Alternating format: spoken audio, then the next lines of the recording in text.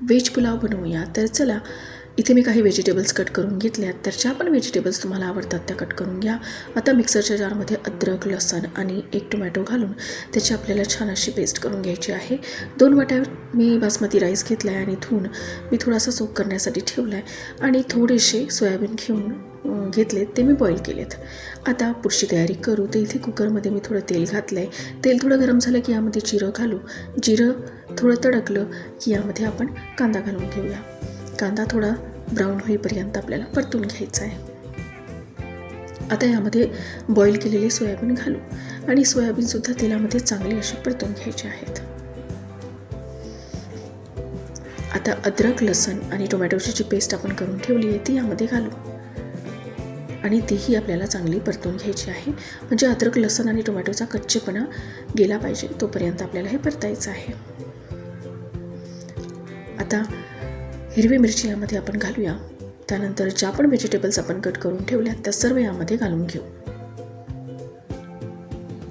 तर इथे सर्व व्हेजिटेबल्स मी घातल्यात आणि सगळे आपल्याला आता व्यवस्थित मिक्स करून घ्यायचे आहेत. आता यामध्ये काही सुके मसाले आपण घालू. तर जे पण सुके मसाले तुम्हाला आवडतात तर यामध्ये मी तिखट, थोडीशी हळद, धने पावडर आणि थोडा गरम मसाला घेतलेला आहे.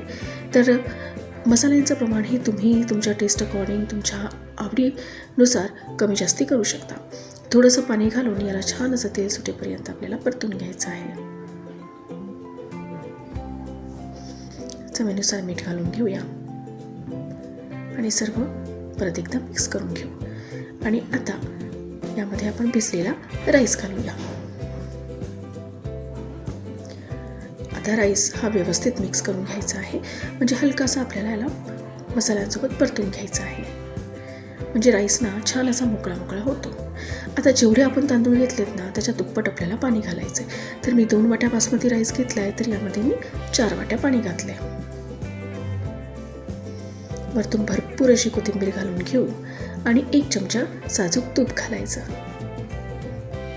सगळं अगदी व्यवस्थित मिक्स करू आणि झाकण लावून आता आपल्याला कुकरला 2 शिट्ट्या करून घ्यायच्या आहे. तर तांदूळ हा भिजलेला आहे तर 2 शिट्ट्यांमध्ये पुलाव हा रेडी होतो.